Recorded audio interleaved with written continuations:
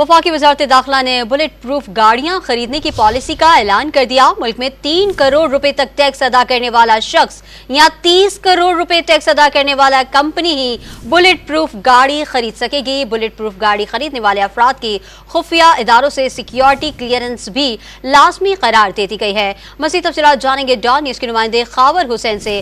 Khawar, policy में मजीद क्या कहा गया है, तफसीलात से आगाह कीजिएगा। जी, वफाकी वजारत दाखिला ने बुलेट प्रूफ गाड़ियों की खरीदारी की पॉलिसी का ऐलान कर दिया है। पॉलिसी पूरे मुल्क में नाफिजुल अमल होगी। पॉलिसी में इंफरादी तौर पर या कंपनी को बुलेट प्रूफ गाड़ी खरीदने की शराइत जो है वो नाफिज की गई है। कोई भी कंपनी 30 करोड़ और इंफरादी शख्स 3 करोड़ रुपए टैक्स पर बुलेट प्रूफ गाड़ी खरीदने का अहल होगा। वफाकी वजारत दाखिला की इजाजत से बुलेट प्रूफ गाड़ी की खरीदो फरोख्त की जा सकेगी।